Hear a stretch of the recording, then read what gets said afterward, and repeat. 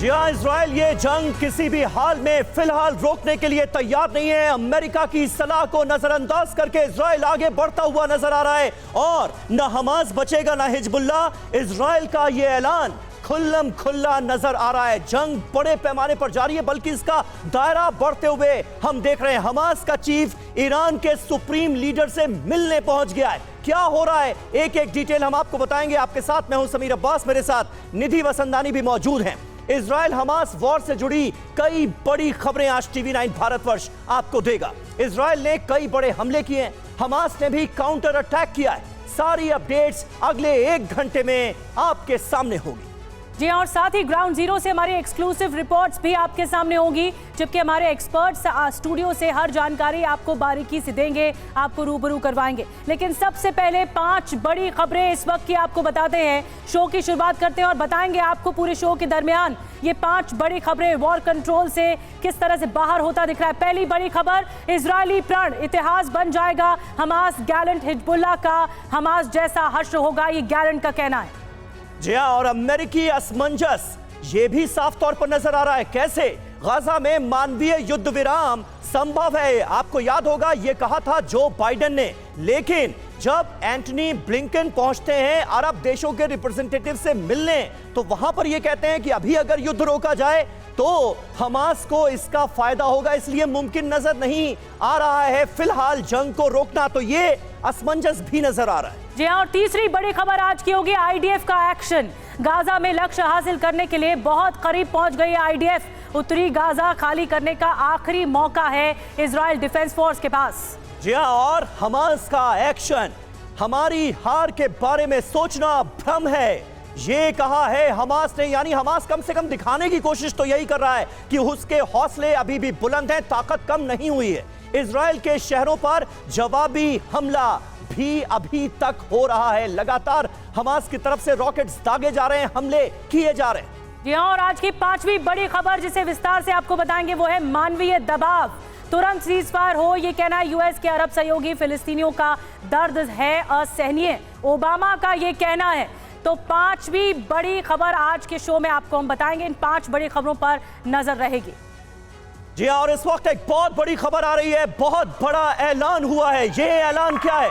Israeli officer का बहुत बड़ा बयान। गाजा को इजराइल में मिलाने की बात कह दी गई है। ये देखिए, जिसकी आशंका थी क्या वो मुमकिन है, क्या वो होने वाला है? ये बहुत बड़ा ऐलान है जो पहली बार युद्ध के दरमियान सामने आया है। लेबनान पर भी कब्जे की बात की है इस इजरायली अफसर ने। सैनिकों को संबोधित करते हुए इस अफसर ने जो कहा वो अपने आप में बहुत इंपॉर्टेंट है। और क्या इजराइल के इरादे यही हैं? इस अफसर का कहना है कि अब ये सारी धरती हमारी है। लेबनान पर भी कब्जा करेंगे, गाजा पर भी कब्जा करेंगे। युद्ध के दरमियान पहली बार किसी इजरायली अफसर का ये बयान सामने आया है।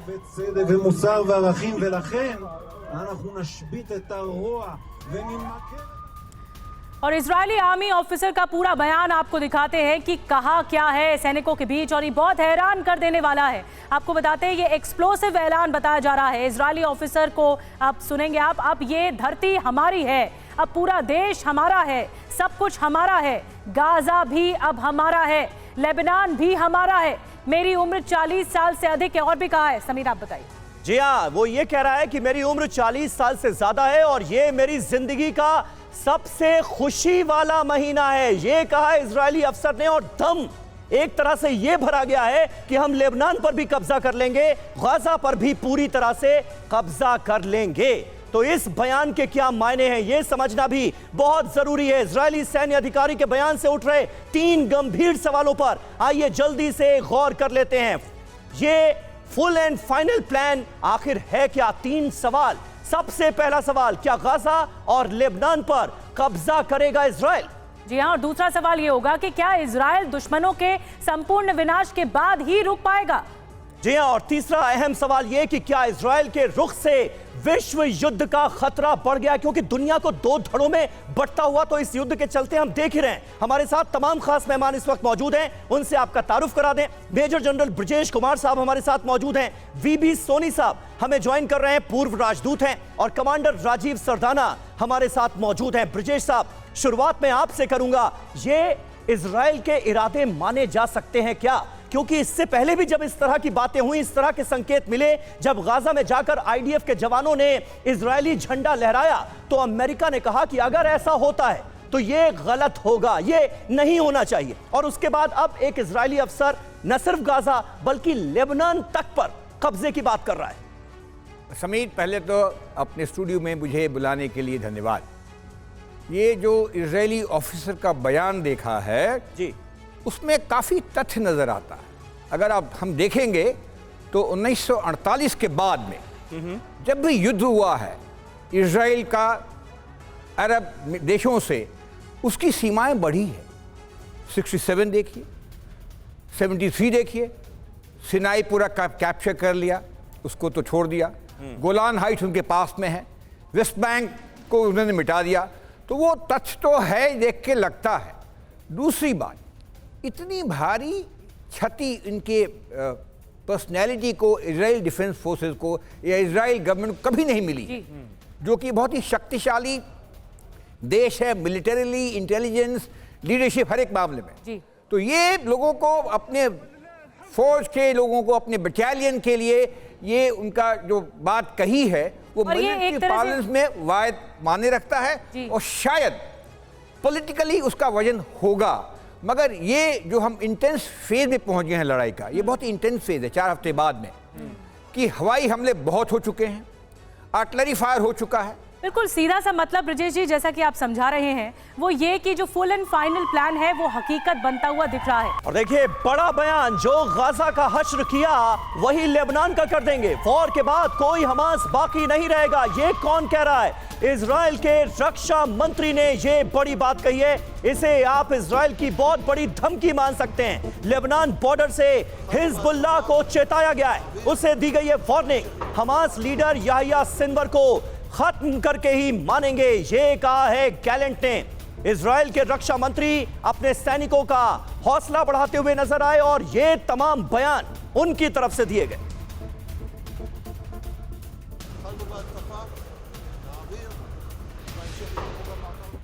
और आइए देखते हैं कि इजरायली रक्षा मंत्री ने और क्या कुछ और कितना सख्त मैसेज दिया है। बिग बॉल के जरिए बड़ी डिटेल्स आपको बताते हैं।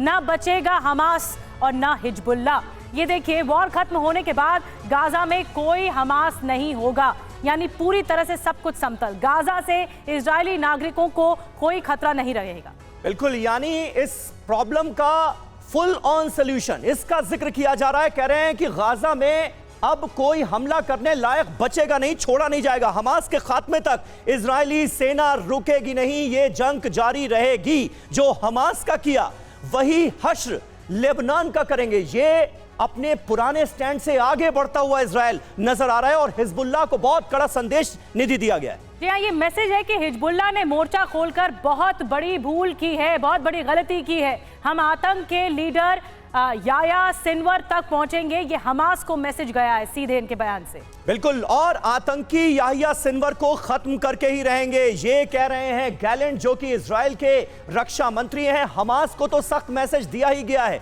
लेकिन वो लेबनान जहां की जमीन का इस्तेमाल लगातार इजराइल पर हमले के लिए किया जा रहा है और हिजबुल्लाह चेतावनियों पर चेतावनियां देता हुआ नजर आ रहा है, उस हिजबुल्लाह को भी बहुत कड़ा और सख्त संदेश दिया गया है। इजराइल की सख्ती को देखते हुए जो सवाल उठ रहे हैं, आइए उन पर जल्दी से एक नजर डाल लेते हैं। वो सवाल क्या है?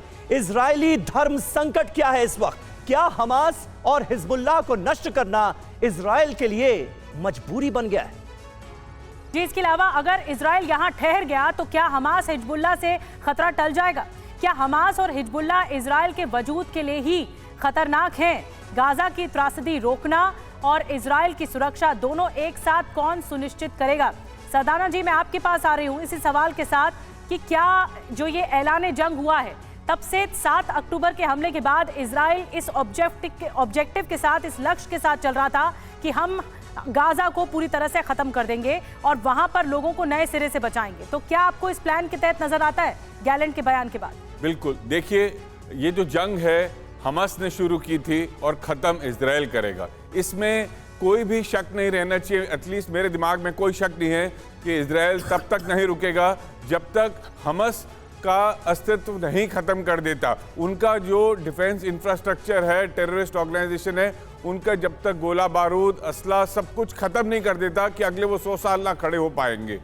तो उनका जो इंफ्रास्ट्रक्चर ख़त्म करना उनके लिए ज़रूरी है, ना कि सिर्फ कुछ लीडर्स का क्या रह जाएगा जब उनके पास हथियार ही नहीं होंगे तो किससे लड़ेंगे वो। तो इसलिए मुझे लगता है कि ये लॉन्ग टर्म सोल्यूशन है इनका, ये इनके इंफ्रास्ट्रक्चर को पूरी तरीके से बर्बाद कर देंगे ताकि अगले 50-100 साल ये दोबारा ना सर उठा सके। बिल्कुल, ये आपका आकलन है, लेकिन क्या इजराइल के लिए ये करना आसान होगा?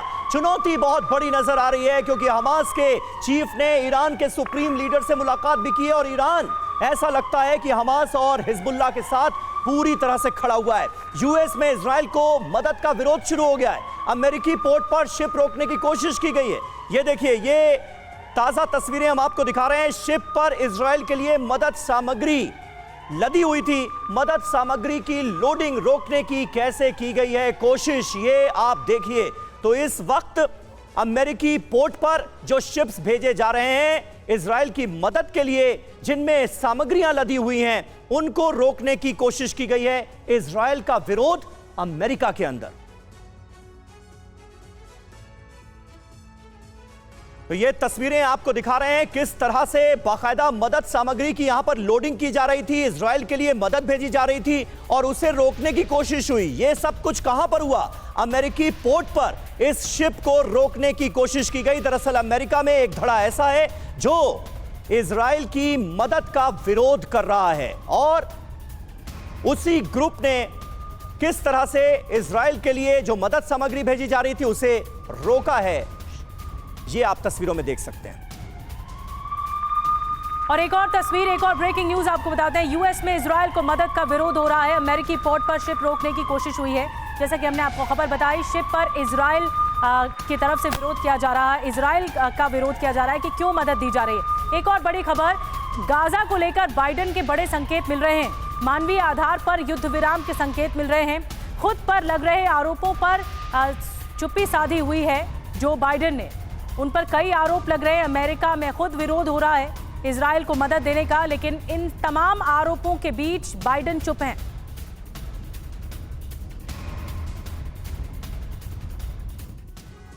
और आइए देखते हैं कि अमेरिकी राष्ट्रपति ने दो अहम सवालों का जवाब क्या और कैसे दिया। गाजा पर अमेरिका भी क्या धर्म संकट में नजर आ रहा है? क्या कोई कंफ्यूजन है क्या? ये समझिए सवाल। क्या मानवीय आधार पर गाजा में सीजफायर के मामले में कोई प्रगति है? जो बाइडेन कहते हैं हां, यानी वो इस पक्ष में नजर आते हैं कि फिलहाल मानवीय आधार पर सीजफायर होना चाहिए। जी हाँ, उनसे सवाल ये भी किया गया कि डेमोक्रेट प्रतिनिधि ने आप पर आरोप लगाया है कि आप नरसंहार को समर्थन कर रहे हैं। जो बाइडेन ने कोई जवाब नहीं दिया, चुप्पी साधे रखी। बिल्कुल, तो ये अपने आप में बहुत महत्वपूर्ण है। अमेरिकी राष्ट्रपति का जो रुख है उसे आप कैसे एनालाइज करेंगे वीबी सोनी साहब? क्योंकि इससे पहले हमने देखा एंटनी ब्लिंकन जब जॉर्डन पहुंचते हैं, अरब देशों से बातचीत करते हैं, तो वो इस बात का साफ साफ जिक्र कर देते हैं कि मौजूदा सूरत हाल में सीज फायर संभव नहीं है। जबकि जो बाइडेन के आप जितने भी पुराने बयान उठाकर देख लीजिए, आजकल वो इस बात का समर्थन करते हुए दिखते हैं कि मानवीय आधार पर सीज फायर होना चाहिए। ये कंफ्यूजन क्यों है अमेरिकी रुख में? नमस्कार, सबसे पहले बहुत बहुत धन्यवाद कि आपने मुझे स्टूडियो में बुलाया। इस वक्त की जो स्थिति है वो बहुत ही गंभीर है और इसके लिए कुछ स्टेप्स लेने चाहिए, लीडरशिप स्टेप्स लेने चाहिए, पर्टिकुलरली बाहर के मुल्कों में, क्योंकि इजराइल का जो रिएक्शन है बिल्कुल ही नॉर्मल है, क्योंकि उनके जो कुछ हुआ है उनकी हिस्ट्री में इतनी इस प्रकार का नरसंहार नहीं हुआ है और उनको पता भी नहीं चला। ये उनको साइकोलॉजिकली उनके लिए थोड़ा सा सेटबैक है, तो इसलिए जो उनका रिएक्शन होगा वो प्रोपोर्शनल। अमेरिकी धर्म संकट पर जो हम बात कर रहे हैं उस पर मैं आपका रुख चाह रहा था, आपकी प्रतिक्रिया। ओके, अमेरिकन का जो रिएक्शन है वो बड़ा हैज टू बी काफ़ी बैलेंस होना चाहिए, क्योंकि उनका जो साथ है इजराइल के साथ है और रहेगा, क्योंकि स्ट्रेटेजिक पार्टनर ही नहीं है बल्कि उनके जो लॉबीज हैं यूएस में उसमें काफ़ी बड़े एक्टिव हैं। लेकिन सर तो ये जो चुप्पी साधे हुए, आपको लगता है ये बैलेंस करने की कोशिश कर रहे हैं, ना बोलकर कुछ जो बाइडेन? नहीं, ऐसा है कि उनको हैंडल भी करना है, वर्ल्ड पब्लिक ओपिनियन को भी के पास भी जाना है, यूएन चैनल्स में भी जाना है, तो उनको बाहर से एक प्रकार का दबाव है, उनको सिर्फ एक सेम्बलेंस लगानी पड़ेगी और उनका कि मैं ये कर रहा हूँ। लेकिन सर बड़ी बात आपने कही कि बाहर से तो दबाव है, लेकिन ये कोशिश की जा रही है कि तमाम ऐसे सवाल जो उनके सामने आ रहे हैं तो उस जवाब के लिए चुप्पी ही साधे रखें तो वो बेहतर होगा, ताकि मैसेज कुछ और जाए। एक और बड़ी खबर, इजरायली फोर्स का बड़ा एक्शन देखने को मिला है। पूर्वी यरूशलेम में आईडीएफ का ऑपरेशन चल रहा है। एक मकान को घेरकर जबरदस्त फायरिंग की गई है। ये देखिए तस्वीरें, पूर्वी यरूशलेम की तस्वीरें आपको दिखा रहे हैं। आईडीएफ का ये ऑपरेशन है। यहाँ पर ये वेस्ट बैंक का इलाका जहाँ पर रामल्ला भी है, ताज़ा झड़प भी हुई थी रामल्ला इलाके में। ये पूर्वी यरूशलेम का इलाका जहाँ पर देखिए एक बिल्डिंग पर ऑपरेशन चलाया जा रहा है। ये आईडीएफ की सेना आप देख रहे हैं।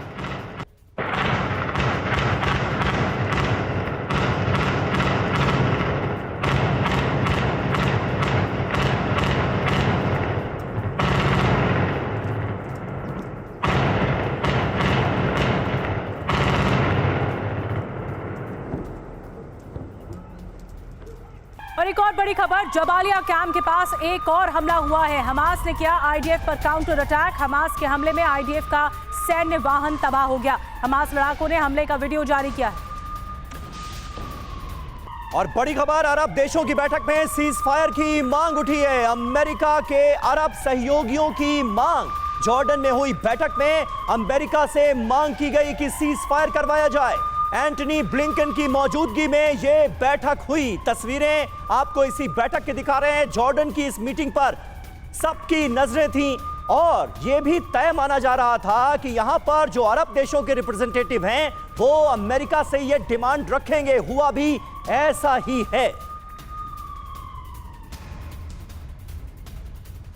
और आइए देखते हैं कि जॉर्डन की बैठक में और क्या कुछ खास कहा गया है। आपको विस्तार से बताते हैं। जॉर्डन से उठी मांग, युद्ध रोक दो। अरब सहयोगियों के साथ एंटनी ब्लिंकन की ये बैठक। जॉर्डन के किंग ने कहा है कि बिना देर किए सीज फायर होना चाहिए। गाजा में तुरंत खाना, पानी, दवा और फ्यूल भेजे जाने चाहिए। जी हां, पूरा इलाका नफरत के समंदर में डूब रहा है। ये कहा है जॉर्डन ने, आज जो कुछ हो रहा है उसका आने वाली पीढ़ियों पर बहुत बड़ा और बुरा असर पड़ेगा। वेस्ट बैंक में हो रही हिंसा को लेकर हम चिंतित हैं, ये कहा है एंटनी ब्लिंकन ने। लेकिन सीज फायर क्या होना चाहिए, इस पर रजामंदी नहीं भरी। लेकिन अमेरिका बुलंदी के साथ कह रहा है, बार बार कह रहा है कि सीज फायर होना चाहिए और बाकी लोगों से मिलकर कह रहा है। एक और बड़ी खबर, अरब सहयोगियों और यूएस में मतभेद भी नजर आ रहा है। मतभेद क्या कि युद्ध रोकने पर दोनों के बीच मतभेद है। ब्लिंकन ने कहा युद्ध रुकने से हमास को फायदा होगा, फिर से गोलबंद हो जाएगा हमास। ये ब्लिंकन की तरफ से पैरवी की गई। तो गाजा में सीज फायर के पक्ष में यूएस के अरब सहयोगी हैं। ब्रजेश जी, ये जो मतभेद सामने आ रहा है, अभी हमने कुछ देर पहले असमंजस बताया कि अमेरिका का क्या था, क्या कंफ्यूजन है, और बार बार कुछ अहम बयान पर चुप्पी साधे हुए हैं बाइडेन। लेकिन इस बीच अरब कंट्रीज में भी एक मत नहीं दिखाई दे रहा है। आप क्या देखते हैं, इस मतभेद का फायदा मिलेगा हमास को? देखिए, बहुत सारी डिप्लोमेटिक एक्टिविटीज़ होती हैं जिनको मैं कहूँगा प्लैटिट्यूड्स है। इसमें कोई दो राय नहीं है कि इजराइल का फैसला जो है हमास का अंत कर देने का है। मिलिटरीली, पॉलिटिकली होता है नहीं, वो अलग बात है। तो जब एंटनी ब्लिंकन कल मिले थे जॉर्डन में, तो आम बात थी कि सहमति नहीं हो पाएगी, क्योंकि अमेरिका भी यही चाहता है कि ये समस्या एक बार के लिए फाइनली ख़त्म हो जाए। मगर अमेरिका में भी, जैसे आपने बताया, संकट है जी। अगले साल इलेक्शंस हैं और जितने फ़लस्तीनी हैं, हमारे शरणार्थी हैं, वो कहीं गल्फ या मिडल ईस्ट में नहीं हैं। वो या तो अमेरिका में हैं, या चिली में हैं, या यूरोप में हैं। तो उनका भी एक प्रेशर ग्रुप है, रिपब्लिक का भी प्रेशर ग्रुप है। तो ये कहना बड़ा मुश्किल है। सीज फायर की जो मांग है वो तो बिल्कुल नहीं होगी। ये ज़रूर कह रहे थे मानवता के आधार पे कुछ दिनों की मोहलत, कुछ घंटों की मोहलत इजराइल दे पाएगा तो सिविलियंस को हम हटा सकते हैं।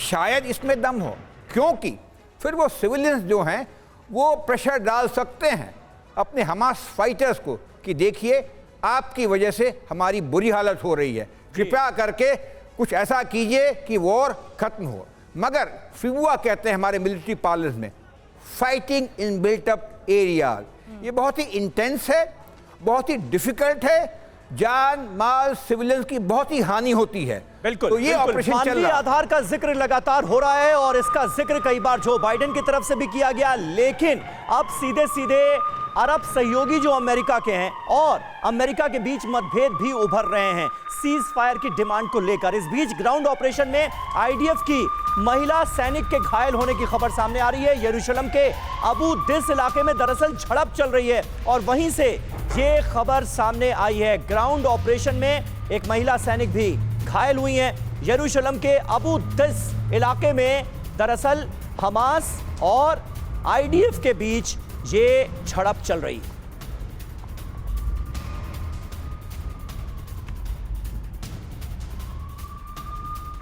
और एक और बड़ी खबर इस बीच आपको बताते हैं, लेबनान इजराइल बॉर्डर पर जंग तेज हो गई है। दक्षिणी लेबनान के कफर शुबा पर भीषण बमबारी हुई है।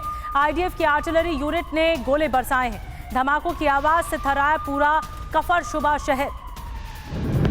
ये तस्वीरें आपने देखी और इजरायली शहरों पर हमले का अलर्ट। कई शहरों में रह रहकर बज रहे हैं सायरन।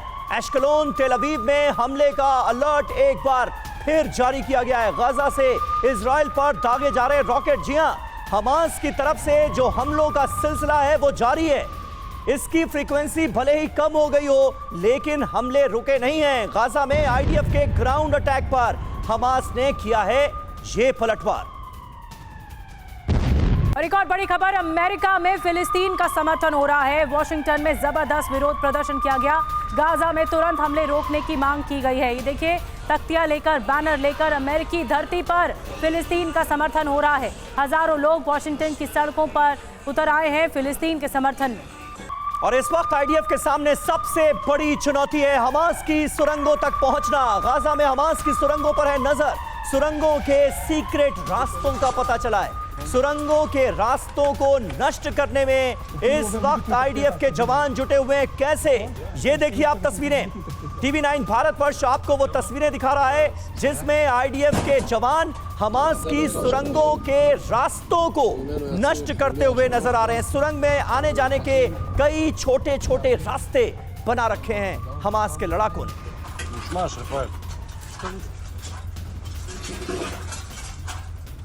और आइए देखते हैं कि हमास के सुरंगों से जुड़े क्या नई जानकारी इस वक्त सामने आई है जब युद्ध 1 महीने बीत रहा है। हमास के सुरंगों के गुप्त रास्ते कहां-कहां बने, सुरंगों से निकलने और उसमें जाने के बहुत सारे गुप्त रास्ते बने हुए। कई जगह झाड़ियों के बीच मिल रहे हैं गुप्त रास्ते, जो दुश्मन से बचकर निकलने के लिए ये रास्ते बनाए गए हैं।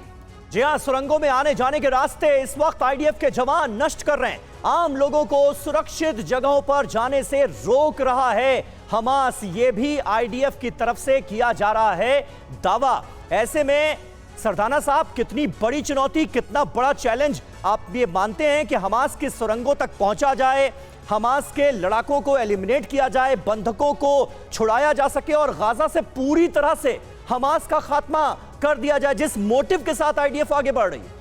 देखिए, आज नहीं तो कल, ये समय तो लगेगा इस ऑपरेशन में, लेकिन ये सुरंगें इस बार ये जो आईडीएफ के जवान हैं इनको हमेशा के लिए बंद कर देंगे, क्योंकि ये ऐसे तरीके से इनको अटैक कर रहे हैं। क्योंकि 500 किलोमीटर से ज़्यादा के कहते हैं सुरंगें हैं, इतने सालों से बनी हैं। जो कंक्रीट बाकी सामान दिया जाता था सिविल कंस्ट्रक्शन के लिए गाजा को, वो इस्तेमाल किया गया सुरंगें बनाने के लिए।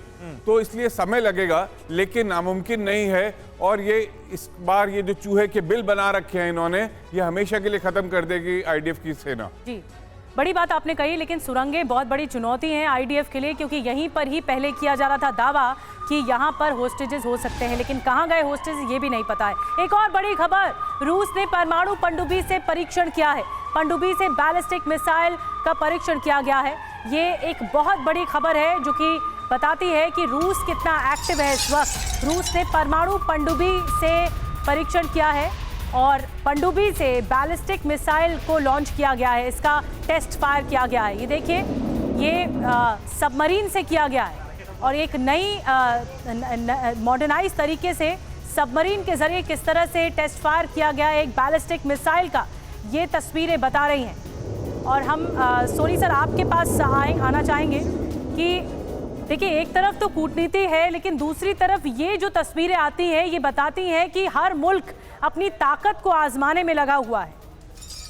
देखिए, रूस की जो सिचुएशन आपने बात की वो बिल्कुल ठीक है, क्योंकि इस वक्त सारे वर्ल्ड की अटेंशन यूक्रेन और क्राइसिस में हो रही है, तो वो थोड़ा सा इनकरेज हुए हैं कि अब उनके पास प्रेशर कम होगा और उनको सॉलिडारिटी दिखाने के लिए कि हम अरब वर्ल्ड के साथ हैं और हमास के साथ हो या ना हो, लेकिन अरब वर्ल्ड के साथ जो सिंपैथी वो गेन करना चाहते हैं, उनका ये जो एक्शन है वो दर्शाता है। तो इसका मतलब ये नहीं है कि वहाँ से उनके ऊपर से अटेंशन कम हो जाएगी। बिल्कुल ठीक बात है, लेकिन सर युद्ध के बीच, हमास इजराइल युद्ध के बीच मैसेजिंग भी की जा रही है। ईरान हमास के साथ खड़ा है और रूस ईरान के साथ खड़ा नजर आ रहा है ब्रजेश जी, और ऐसे में परमाणु पनडुब्बी से इतना बड़ा परीक्षण, ये क्या संदेश है? देखिए, 21वीं शताब्दी के अंदर कोई भी देश दूसरे देश के यहाँ मैन पावर और फाइटर्स और ट्रूप्स नहीं भेजता है।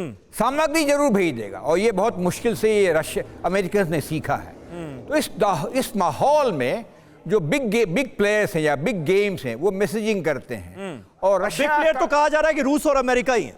जी हाँ, और रशिया ने वैसे भी जो एग्रीमेंट था कि हम और टेस्टिंग नहीं करेंगे न्यूक्लियर वॉरहेड्स का, उससे अपने आप को अलग कर लिया है।